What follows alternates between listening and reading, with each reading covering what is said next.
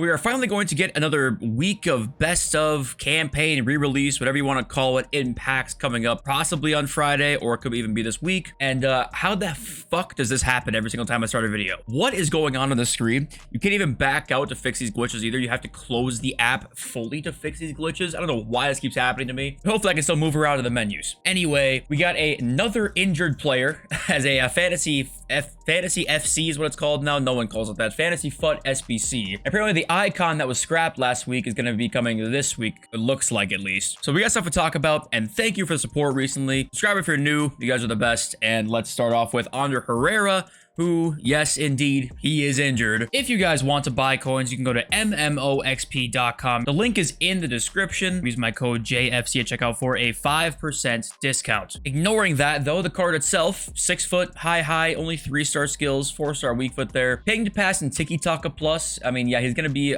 a good passer of the ball. The stats do look pretty good. The passing looks probably the best of that there. And he does have some good play styles, too. And by the way, tiki-taka plus, people don't realize this because my gigantic monstrous head is blocking the text, but it does make short distance ground passes better. So it does make your X passes more accurate. So sometimes you'll find situations where I've used these cards before and I'll X pass with them and I don't kind of realize how good or useful it can be when I use Tiki Taka Plus, but I don't think it affects things too much, but it's not like as bad as maybe you would expect Tiki Taka Plus to be. He does have intercept and technical. Like, he's got some decent play styles here. It's just the fact that if we go and look right now, the last update I can find about this is Ander Herrera is recovering well, and that was on the 28th of February, and there's been no update since. He did not play in their latest game, so I don't know when he's coming back. It doesn't seem to be too major of an injury, so we can only hope, I guess. But I have no idea what that means for his appearances or anything like that. So I maybe he's gonna get a couple upgrades. I don't know. We got the 81 plus player pick returning as well, by the way. This makes the menu grind just actually pretty fun to do. I'm not going to lie. The player picks are actually really good value this year for the most part, and that one also is there. But okay, let's begin with the EA tweet that they tweet out every single Monday here. We'll talk about what I think is going to be the case here after we look at all the content. Campaign re-release, got the fire card, winter wild cards, and there's that team of the group stage for the Champions League there. So a lot of probably high-end random cards will be re-released here. Premier League and Serie A player of the month. We've got upgrade SBCs and new Evos, thankfully. We've got a showdown, and we've got an icon SBC here that I'm assuming was going to come last week, and then they ended up not bringing it. And it is a base icon, so I'm assuming it's the exact same one. They just delayed it for a week. Now, things to discuss here. Firstly, campaign re-release makes me want to say that maybe we'll have a week in between here, starting this Friday, and then the Friday following that will be FUT birthday, and this Friday promo might just be kind of a random one with maybe not even a set theme. Secondly, people suggested a showdown series could potentially be the promo coming up here, and it does say just one SBC, so that could mean obviously like if it came Friday, we'd only have one for the week potentially, but we'll have to wait and see kind of what that means. But the icon SBC is what I want to talk about because I'm fairly certain it's going to be a big one and it's going to come soon because a couple reasons. One, David Ginola just came out, right? Ginola clearly like wasn't planned right away. The content last week, they said the icon was supposed to come out. They said nothing about a hero SBC. They just dropped triple threat Ginola instead, right? You would then assume because Ginola was released now that the icon they're going to release, which is a base icon, because when they released a Thunderstruck icon, it said the Thunderstruck logo before, so that just said the base icon logo. You would then assume the icon is going to be pretty damn good because they were willing to release Ginola a week earlier than this one. So to me, our potential culprits for this SBC are probably anybody over 1 million coins. And even then, I would assume it's probably going to be at least like 1.5 to 2 million coins plus. R9, Dino, Miaham, Pele, Hullet, Cruyff for the only ones over 2 million coins. And Ginola was 2.8 when he came out. And above 1 million coins, you get like Jairzinho, Zico, we've already seen. Bobby Charlton is a potential one there. Paolo Maldini we saw already. Mateus Vieira and Eusebio we saw already. Zidane we saw already. So honestly, there's not that many potential people that this could even be. But to me, it's really likely to be one of the big ones. If they come out and fucking release base Samuel Eto'o, we're like, okay, he's 470k, but like, is it that great? We've got so many big guys to craft. So I don't know. My guess is it's gonna be somebody pretty damn big. And that also goes hand in hand with what we were talking about for the past couple of days here, which is high rated fodder, of course. And we're seeing it slowly rise right now.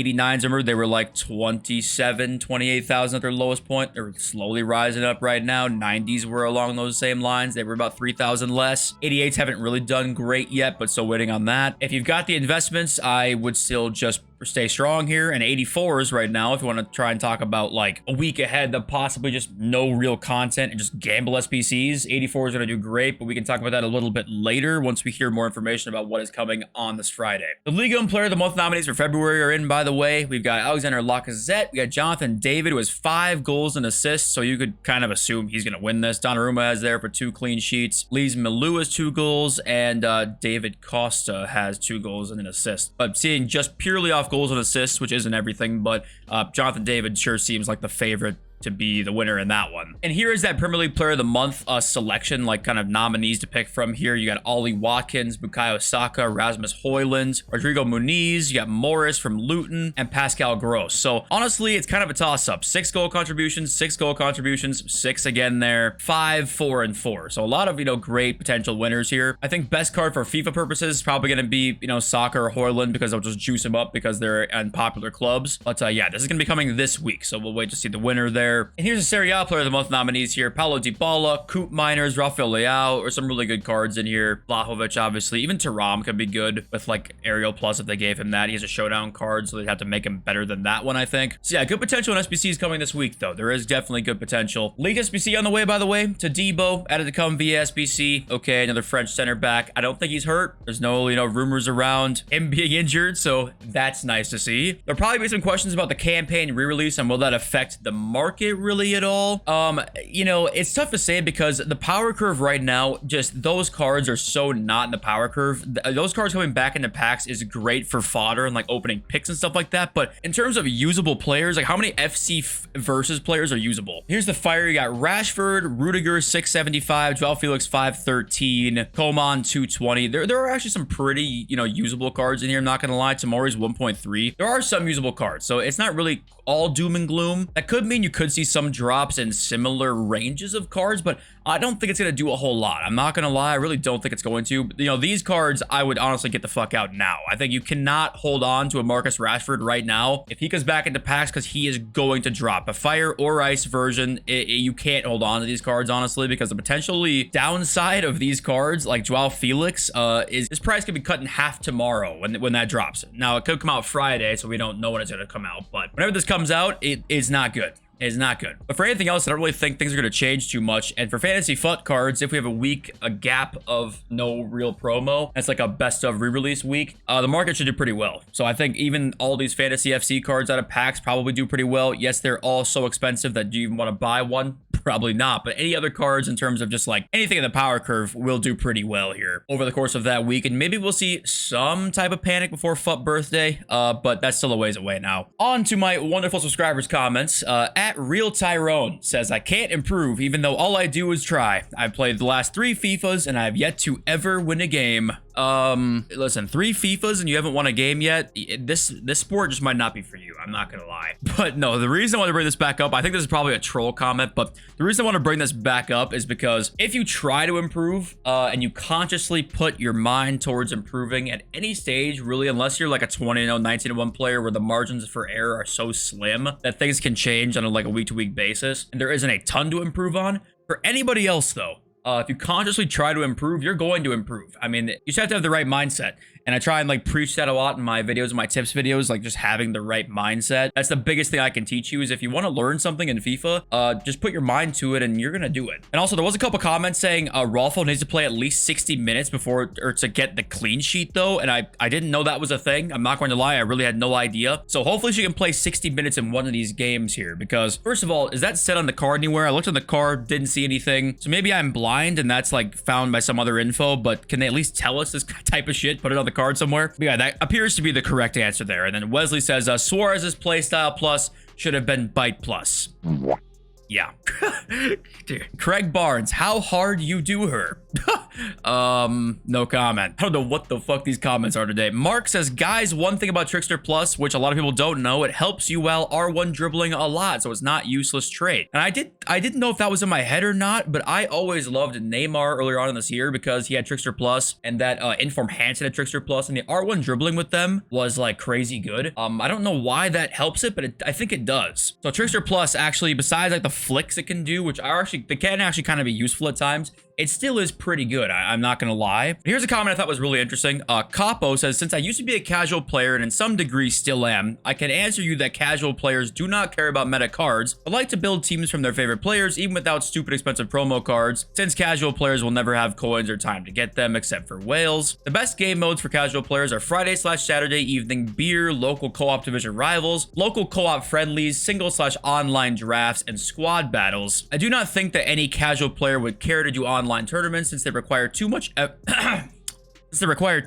effort to bring the team to their requirements, and same goes for SBCs with complex puzzles. So I agree with like 97% of this. I would say 97.5%. I totally agree with you. I do think they would love building different teams for online tournaments, though. I do think that would be really fun to do. And, you know, the best game modes for casual players are Friday, Saturday night, evening, beer, local co-op division rivals. To me, it's kind of one of those things where it's like, the casuals almost don't know what they're missing because they don't know enough, right? It's kind of like one of those things where the person just doesn't even know any better to like know what other game modes they could have. To me, I think you could easily combine a casual mode that the hardcore players would also love and the casual players would also love. I think there's a way to do that. I'm not saying I have all the answers in the world, but I definitely do think that would be a fairly easy and really, really important thing for the longevity of this game. Would be a really great thing to add. And once the players kind of reach you know, going from like strictly casual to then starting to become a little less casual, they'll realize that their cards they love that are from their favorite team are just completely fucking useless. So that would be nice to have tournaments to take them into where they're not useless anymore. But thank you for your comment because it is very insightful. And thank you all for watching every day. I love you. And I'll see you next video. Peace.